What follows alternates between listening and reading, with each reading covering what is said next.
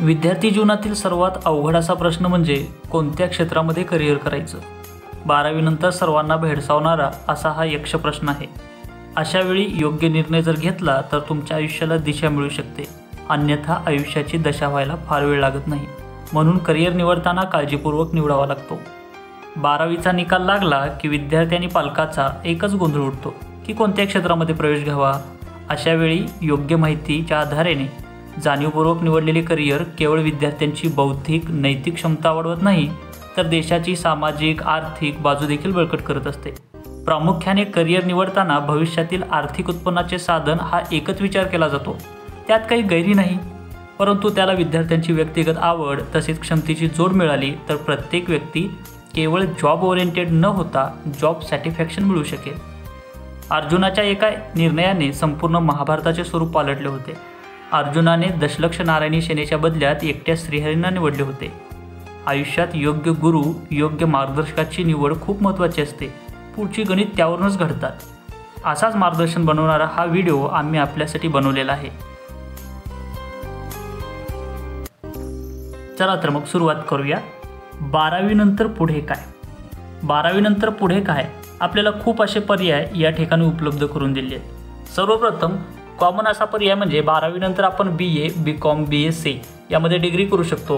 त्यापुढे जाऊन आपण MA, MCom, MSc उच्च डिग्री आपण घेऊ शकतो. शिवाय आपल्याकडे MPSC किंवा UPSC करून IAS, IPS, IFS अशा प्रकारचे अधिकारी होण्याची सुद्धा संधी आहे.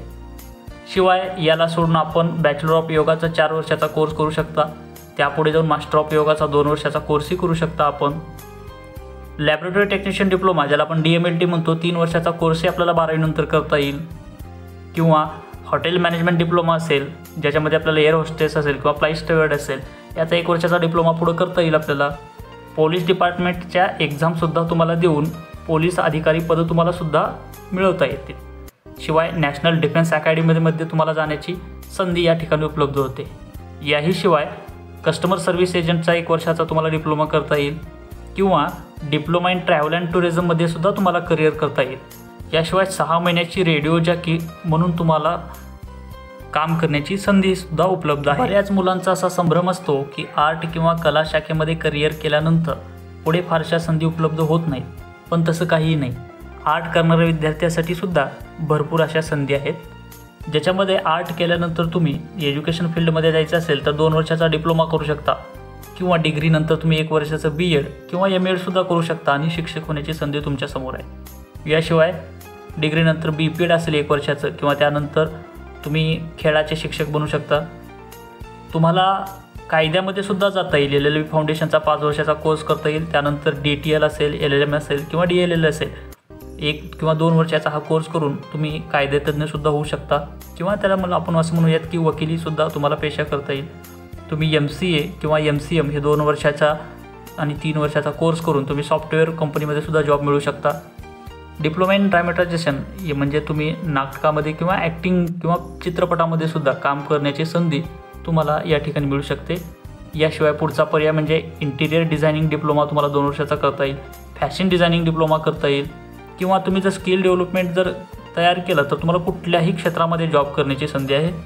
याशिवाय advertising and commercial management diploma आहे 2 वर्षाचा, तोही तुम्हाला करता येईल. कुठल्याही कॉल सेंटरमध्ये जॉब करता येईल. फॉरेन लँग्वेजचा डिप्लोमा तुम्हाला करता येईल, जेणेकरून तुम्हाला वेगवेगळ्या क्षेत्रामध्ये नोकरीची संधी आहे.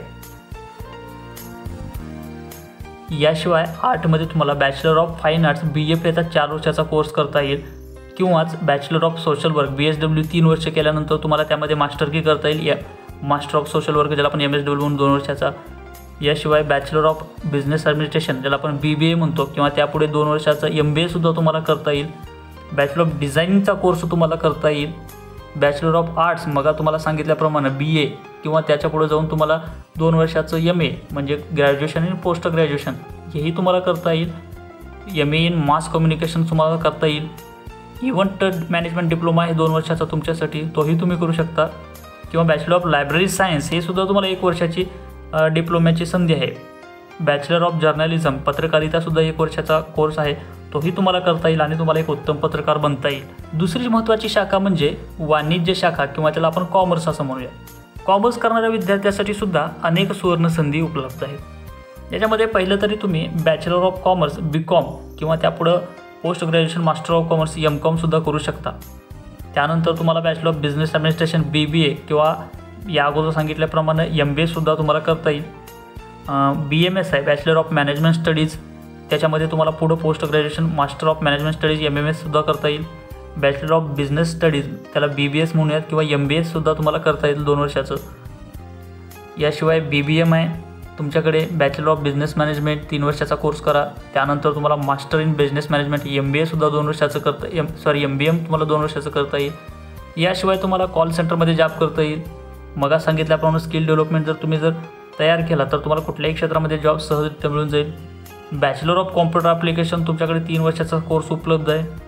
एखाद्या कंपनीमध्ये तुम्ही सेक्रेटरी म्हणून CS तुम्ही 3 वर्षाचा कोर्स करू शकता किंवा सर्वांच्या पसंतीचा किंवा आवडीचा असा आपण CA म्हणूयात की चार्टर्ड अकाउंट CA सुद्धा तुम्हाला 12वी कॉमर्स नंतर करता येईल।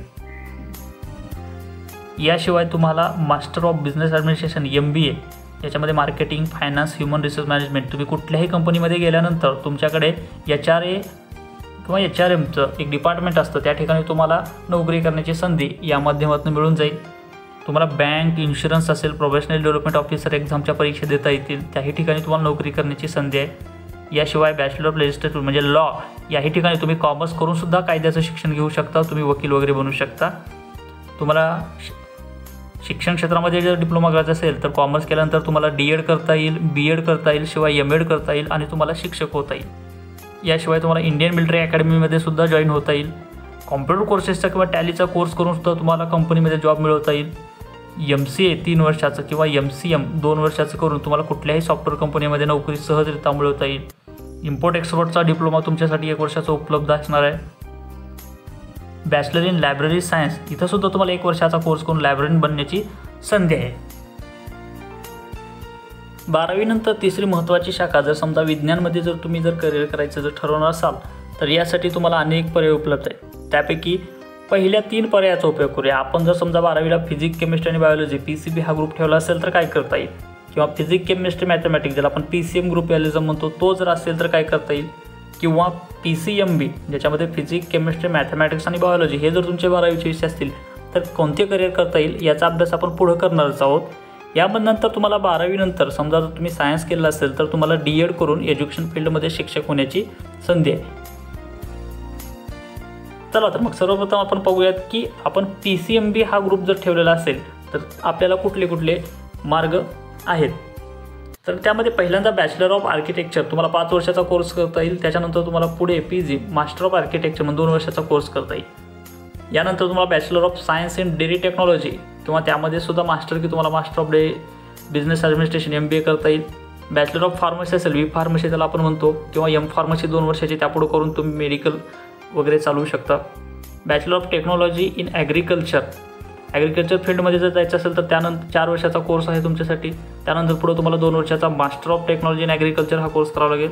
याशिवाय bachelor of science in biotechnology किंवा master of science in biotechnology 2 वर्षाचा कोर्स करून तुम्हाला याच्या माध्यमातून 2 वर्षाचा MBA करून ही तुम्हाला व्यवसाय करण्याची संधी आहे। याशिवाय तुम्ही bachelor of science in agriculture ज्याच्यामध्ये master of science in animal husbandry and dairy technology करू शकता।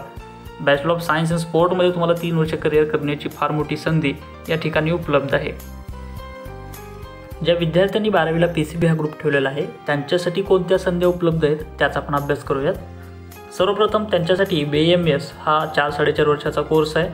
तुम्हाला BAMS डॉक्टर होण्यासाठीची संधी उपलब्ध आहे। तुम्ही याच्यामध्ये MD सुद्धा होऊ शकता, 2 वर्षाचा तोही कोर्स आहे। त्यानंतर तुम्ही बॅचलर ऑफ सायन्स म्हणजे BSc हे तुम्ही डिग्री करू शकता। त्याच्यामध्ये तुम्हाला ग्रॅज्युएशननंतर MSc पोस्ट ग्रॅज्युएशन करता येईल, MPhil किंवा PhD होऊन तुम्हाला प्राध्यापक होण्याची संधी आहे। MSc बायोटेक्नॉलॉजी सुद्धा तुम्हाला करता येईल। यानंतर तुम्हाला BDS bachelor of dental surgery किंवा परत MS master of dental surgery म्हणजे तुम्हाला दाताचा डॉक्टरसुद्धा होण्याची संधी आहे। Bachelor of medicine and bachelor of surgery म्हणजे तुम्हाला MD किंवा MS याही ठिकाणी होता येतं। तुम्हाला MDसाठी 3 वर्षाचा किंवा MSसाठी मग 3 वर्षाचा कोर्स करता येईल। त्याच्यानंतर डिप्लोमा इन नर्सिंगमध्ये तुम्हाला 2 वर्षाचे कोर्स करण्याची संधी आहे। बॅचलर ऑफ सायन्स इन नर्सिंगमध्ये तुम्ही 4 वर्षाचा कोर्स करू शकता। शिवाय बॅचलर इन मेडिसिन लॅबोरेटरी टेक्नॉलॉजीमध्ये तुम्हाला 3 वर्षाचा कोर्स करता येईल। बॅचलर ऑफ व्हेटरनरी सायन्स म्हणजेच आपण त्याला जनावरांचा डॉक्टर म्हणूयात, तर ते तुम्हाला 5 वर्षाचा कोर्स करता येईल. Bachelor of homeopathic medicine and surgery, त्याला BHMS म्हणूयात आपण, BHMSसुद्धा तुम्हाला डॉक्टर होता येईल. किंवा पॅरामेडिकल कोर्सेस, या अगोदरच्या 10वीच्या व्हिडिओमध्ये आपण पाहिलं आहे अनेक असे पॅरामेडिकल कोर्सेस आहेत, तेही तुम्हाला करता येतील. ज्या विद्यार्थ्यांनी 12वीला PCM हा ग्रुप ठेवलेला होता त्यांना कोणती संधी आहेत आपण ते पाहूयात. त्याच्यामध्ये स्टुडंट पायलट लायसन्स असेल, प्रोफेशनल पायलट लायसन्स असेल किंवा कमर्शियल पायलट लायसन्स असेल, तुम्हाला पायलट होण्याची संधी आहे. नॅशनल डेमोक्रेटिक अलायन्स, ज्याला आपण NDA असं म्हणतो, तर NDAचा 3 वर्षाचा कोर्स आहे. याच्यामध्ये तुम्ही आर्मी, नेव्ही आणि एअरफोर्समध्ये करिअर करू शकता. बॅचलर ऑफ आर्किटेक्चर, ज्याला आपण 5 वर्षाचा तो कोर्स करता येईल. त्यानंतर diploma in interior landscape designing, तुम्हाला हा सुद्धा कोर्स करता येईल. बॅचलर ऑफ प्लॅनिंग अँड डिझायनिंगचा 5 वर्षाचा कोर्स तुम्हाला करण्याची संधी आहे. टेक्निकल इंडियन आर्मी, तर तुम्हाला हा सुद्धा 3 वर्षाचा कोर्स करता येईल. शिवाय बॅचलर ऑफ इंजिनिअरिंग 4 वर्षाचा हा कोर्स आहे. इंजिनिअरिंगमध्ये काय काय करता येईल हे आपण पुढं आणखीन पाहणारच आहोत. त्यानंतर हॉटेल मॅनेजमेंटची डिग्री तुम्हाला घेता येईल. याशिवाय तुम्हाला BCS किंवा BCA हा 3 वर्षाचा कोर्स करून त्याच्यामध्ये MCA करता येईल किंवा मग MCA, MCM आणि MBA हे 2 वर्षाचा कोर्स तुम्हाला करता येईल. बॅचलर ऑफ टेक्नॉलॉजी BTech तुम्हाला 4 वर्षाचं करता येईल. शिवाय तुम्हाला PCM घेऊन डायरेक्ट सेकंड इयर इंजिनिअरिंगलासुद्धा तुम्हाला ॲडमिशन मिळवता येईल. तो 2 वर्षाचा डिप्लोमा तुम्हाला करता येईल. इंजिनिअरिंगमध्ये पुढं बरंचसं काही करता येतं, त्याचा आपण अभ्यास करूयात. तर इंजिनिअरिंग केल्यानंतर किंवा ज्याला आपण म्हणतो BE केल्यानंतर आपल्याला कुठले पर्याय आहेत, तर तुम्हाला IAS एक्झाम देता येईल किंवा तुम्हाला रेल्वेमध्ये जॉब मिळवता येईल किंवा जे पब्लिक सेक्टर कंपनी आहेत त्याच्यामध्ये सुद्धा तुम्हाला जॉब मिळवण्याची संधी आहे. तुम्हाला मर्चंट नेव्हीचा हा 1 वर्षाचा कोर्स करता येईल किंवा मरीन इंजिनियर, ज्याला आपण म्हणतो की नेव्हीमध्ये मरीन इंजिनियरची जी भरती होते त्या ठिकाणी तुम्हाला जाता येईल. एअर ट्रॅफिक कंट्रोलर म्हणून तुम्हाला 1 वर्षाचा कोर्स करता येईल. गव्हर्नमेंट कंट्रोल किंवा सिव्हिल इलेक्ट्रिकल इंजिनिअरिंग, तुम्हाला त्याचं इंजिनियर होता येईल. त्याच्यामध्ये मास्टर ऑफ सायन्स तुम्हाला या ठिकाणी 2 वर्षाचा कोर्स करण्याची संधी आहे. शिवाय मास्टर्स इन टेक्नॉलॉजी तो 2 वर्षाचा कोर्स तुम्हाला करता येईल. मास्टर ऑफ बिझनेस ॲडमिनिस्ट्रेशनमध्ये तुम्हाला MBAचा 2 वर्षाचा कोर्स करता येईल. डिफेन्स डायरेक्ट एंट्री, त्याच्यामध्ये तुम्हाला इंडियन नेव्ही किंवा एअरफोर्समध्ये सुद्धा काम करण्याची संधी मिळून जाईल. याशिवाय मास्टर ऑफ इंजिनिअरिंग तुम्ही जर ME जर केला 2 वर्षाचं पुढं पोस्ट ग्रॅज्युएशन, तर त्याच्यामध्ये तुम्हाला शिक्षक होता येईल किंवा दुसरा पर्याय म्हणजे इंजिनिअरसुद्धा तुम्हाला होता येईल. 12वी नंतर तुम्हाला काही एंट्रन्स एक्झाम आहेत, तर त्या एंट्रन्स एक्झामसुद्धा तुम्हाला द्यावे लागतील. समजा तुम्ही PCB केल्यानंतर तुम्हाला द्यावे लागणारे एंट्रन्स एक्झाम NEET असेल, IIMS असेल, BHU असेल, AIPMT असेल, या अनेक प्रकारच्या असल्या MCT किंवा फार्मसीची CET वगैरे असतील, तर अशा प्रकारच्या तुम्हाला वेगवेगळे एंट्रन्स द्यावे लागतील. याशिवाय तुम्ही जर समजा PCM हा जर ग्रुप ठेवलेला असेल तर त्यासाठी तुम्हाला JEE असेल, VIT असेल किंवा MST CET असेल, तर या वेगवेगळ्या प्रकारच्या CET किंवा एंट्रन्स एक्झाम आपण त्याला म्हणतो, या तुम्हाला द्याव्या लागतील. याची तुम्हाला तयारी करायची आहे. ही तयारी तुम्ही 12वी करत असतानाच करणं अपेक्षित आहे, कारण तुम्हाला भरपूर असा वेळ असणार आहे. हा व्हिडिओ आपल्याला आवडलेला असेल तर आपण आमच्या B3 एज्युकेशन चॅनलला लाईक, शेअर आणि सबस्क्राईब जरूर करा.